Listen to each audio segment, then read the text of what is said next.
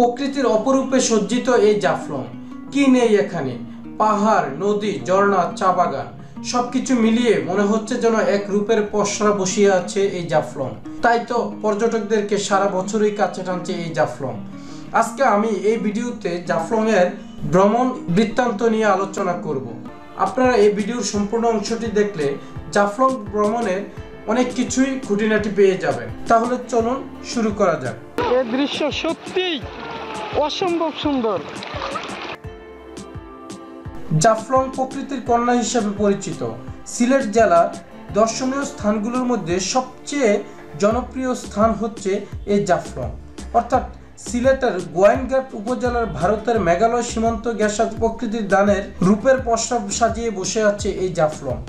পাথরের উপর দিয়ে বয়ে চলা নদী, যে নদীর নাম হলো পিয়াইন নদী। এই পিয়াইন নদীর স্বচ্ছ পানির ধারা এবং ঝুলন্ত ডাউকি ব্রিজ, উঁচু উঁচু পাহাড়ে সাদা মেঘের খেলা জাফলংকে করেছে অনন্য। এক এক ঋতুতে জাফলং এক এক রূপে তার নিজের রূপ মেলে ধরে। তাই তো সারা বছরই জাফলং প্রকৃতি প্রেমীদেরকে কাছে টানে।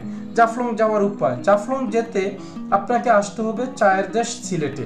দেশের নানা প্রান্ত থেকে নানান উপায়ে সিলেটে আসা যায়। ঢাকা হতে বাস, ট্রেন ও বিমান পথে সিলেটে আসা যায়।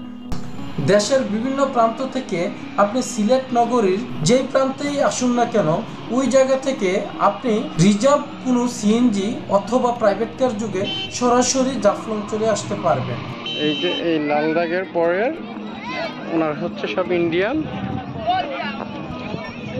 এই যে এই ডাউকি ব্রিজ, এটা ডাউকি ব্রিজ না?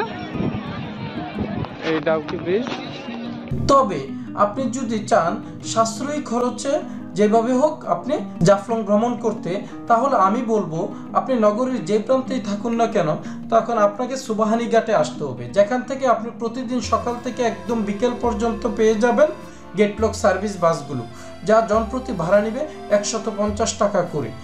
যেহেতু আমি সুবাহানি ঘাট থেকে গেটলক সার্ভিসের মাধ্যমেই সরাসরি জাফলং ভ্রমণের উদ্দেশ্যে আজকে রওনা হয়েছি, তাই জন্য আমি আপনাদেরকে এই পথটি ভালোভাবে তুলে ধরব। এই পথে যদি আসতে চান, সরাসরি গেটলক সার্ভিস থেকে আপনি জাফলং 0 পয়েন্টে নেমে পায়ে হেঁটে অথবা কোনো অটোরিকশা যুগে সরাসরি চলে আসতে পারবেন জাফলংয়ের যে টুরিস্ট পয়েন্ট, সেটাতে আপনি একদম এসে নামতে পারবেন। সেখানে নেমে কিছু দূর আপনি হেঁটে আপনি পিয়াইন নদীর পাড়ে চলে যেতে পারবেন।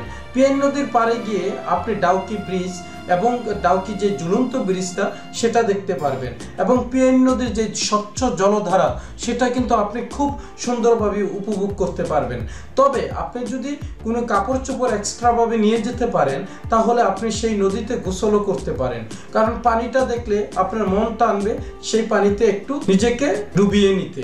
তাই জন্য আমি বলবো যারাই যাবেন একটু সতর্কতার সহিত অবশ্যই থাকবেন, কারণ সেই জায়গায় এমন কিছু জায়গা রয়েছে যা খুবই গভীর, কিন্তু স্বচ্ছ জলধারার কারণে সেটা কিন্তু বোঝা যাচ্ছে না যে কতটা গভীর। আর এখানে একটা বিষয় আপনারা সবসময় খেয়াল রাখবেন, যেহেতু ভারতের সীমান্ত এবং বাংলাদেশের সীমান্ত একদম পাশাপাশি, এবং কি ইচ্ছে করলে ভারতের ভিতরেও আপনি চলে যেতে পারেন, এবং কি ভারতের মানুষও বাংলাদেশে চলে আসতে পারে। তাই জন্য আমি বলবো সবসময় এই সতর্কতা অবলম্বন করবেন, যেহেতু বিএসএফ এবং বিজিবি সবসময় টহল দেয়। তাই জন্য এমন কিছু ঘটাবেন না যাতে করে আপনি ঝামেলায় পড়ে যেতে পারেন। নৌকা নিল,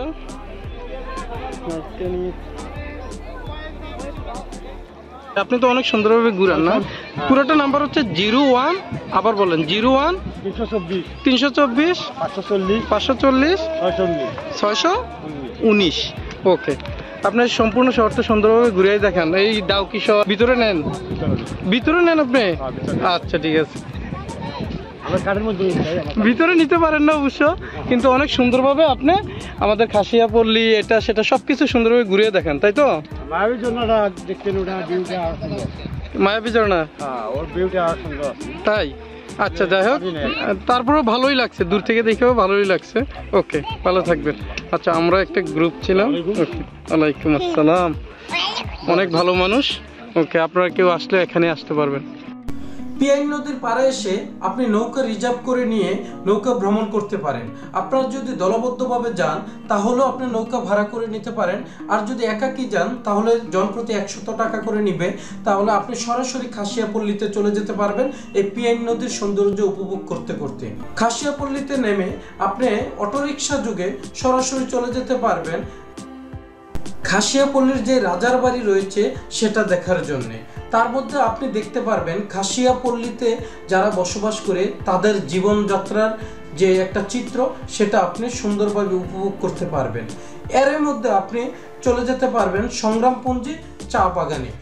তাছাড়া জাফলংয়ের কাছাকাছি দর্শনীয় যে স্থানগুলো রয়েছে সেগুলো রয়েছে লালাখাল, তামাবিল, জৈন্তাপুর, সংগ্রামপুঞ্জি ঝর্ণা বা মায়াবী ঝর্ণা যেটাকে বলা হয়, ডিবির হাওর বা শাপলা বিল যেটাকে বলা হয়।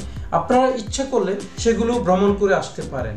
তবে জাফলং ভ্রমণের সময় যে টিপসগুলো আপনাদের জেনে রাখা প্রয়োজন সেগুলো আমি বলে রাখতেছি। গ্রুপ করে গেলে খরচ অবশ্যই কম হবে। কিছু কিনতে বা খেতে চাইলে আপনাকে অবশ্যই দরদাম করে নিতে হবে। বাহারি রকম পণ্য পাওয়া যায় যা নকল ও ভেজাল পণ্য কিনা তা নিশ্চিত হয়ে আপনি ক্রয় করুন। যেহেতু জাফলং সীমান্তবর্তী এলাকা, তাই সীমান্ত এলাকার নির্দেশনা আপনাকে মেনে চলা অবশ্যই উচিত। নৌকা বা গাড়ি ঠিক করার আগে অবশ্যই দরদাম করে আপনি নৌকা বা গাড়ি ভ্রমণ করবেন। পানিতে নামার সময় অবশ্যই সতর্কতা অবলম্বন করবেন, আর যে কোনো প্রয়োজনে টুরিস্ট পুলিশের সহযোগিতা নিন। এমন কিছু করা থেকে বিরত থাকুন যা প্রকৃতি ও পরিবেশের জন্য ক্ষতির কারণ হয়ে দাঁড়ায়। পরবর্তীতে আবার অন্য কোনো ভিডিওতে কথা হবে অন্য কোনো ভ্রমণ নিয়ে। ওকে বন্ধুরা, ভালো থাকবেন। আল্লাহ হাফেজ।